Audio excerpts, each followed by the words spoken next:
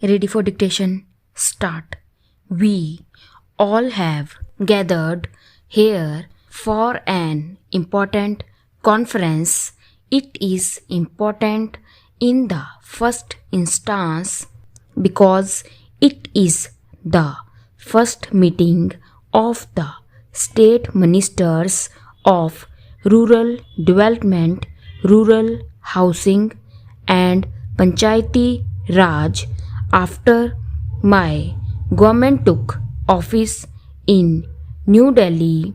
Hence, I must at the very outset both welcome you to this conference and thank you for giving me this opportunity to meet important representatives of the state government, but a greater reason that lends importance to this conference is its subject.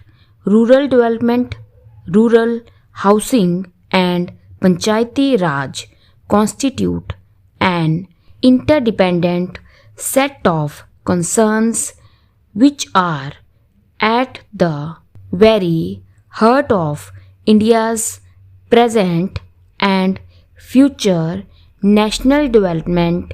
Precisely because of this reason, they are at the heart of the national agenda for governance, which is the blueprint of my government's policies and priorities. To explain the importance of rural development in the context of our common dream of building a new India is to belabor the obvious. India is a land of villages. Between 60 and 70% of our population live in villages and is engaged in agriculture and allied activities. Stop para.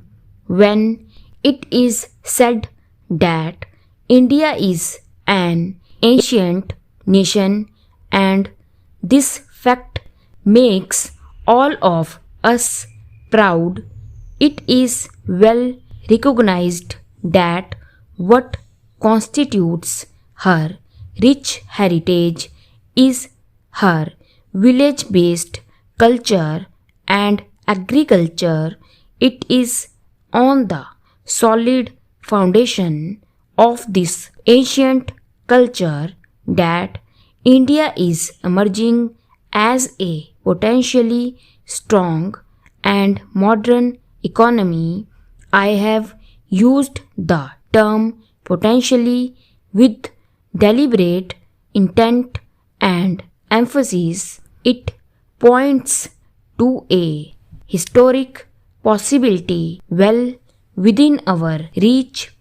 It also powerfully reminds us that the possibility of India becoming a strong economy and a strong nation depends crucially on the attention we pay to the all-round development of our villages and our agriculture.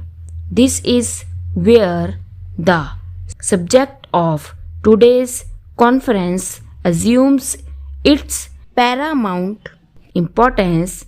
I would even go as far as to say that both from a short-term and long-term point of view, ministries of rural development, rural housing and Panchayati Raj are the most important ministries in our union and state governments.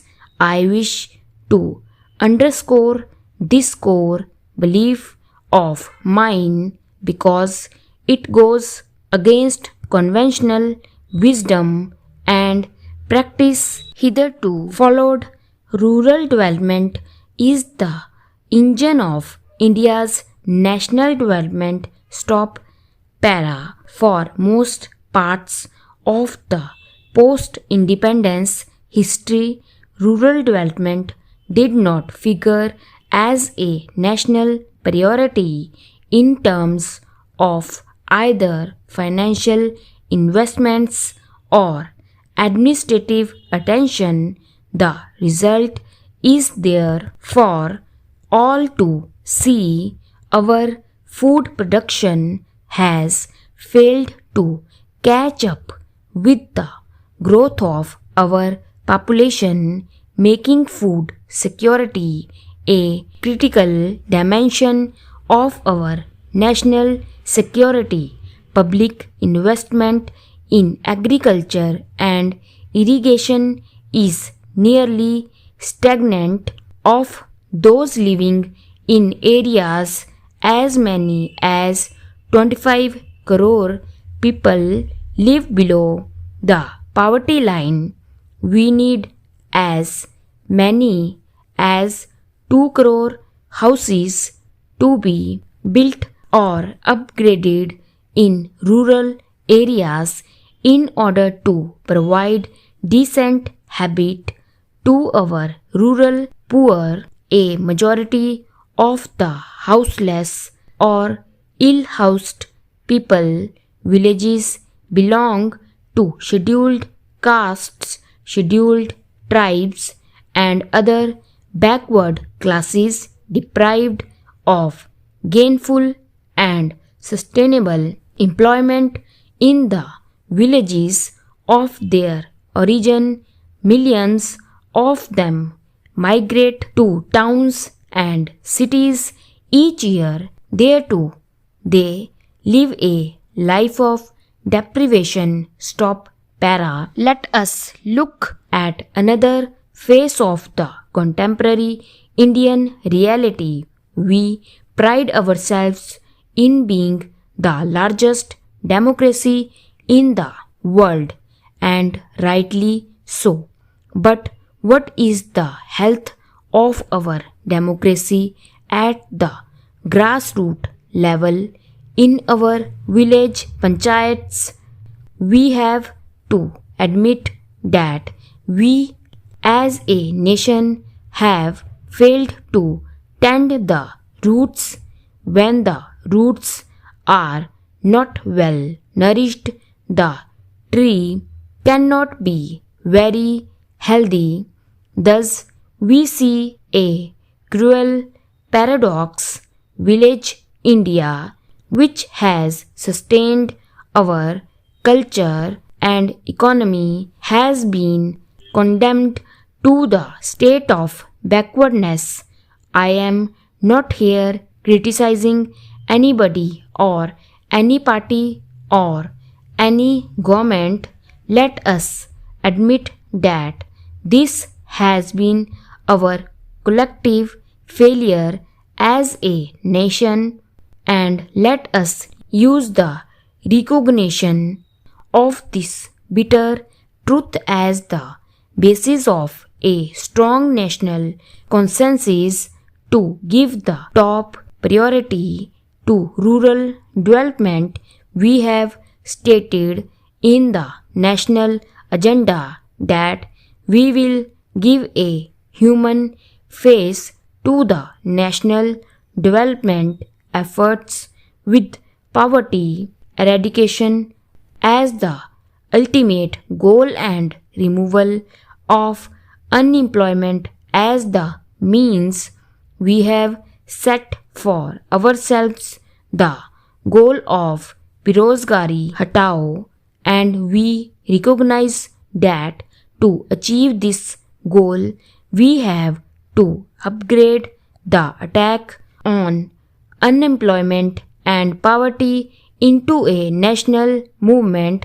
Specifically, we are committed to provide drinking water to every village. We are committed to making our country hunger free in the next 10 years. Towards this end, we will be embarking 60% of the plan funds for agriculture, rural development and irrigation. Besides, we have stated that in our endeavor to facilitate construction of 20 lakh new housing units each year for the very poor people. Stop.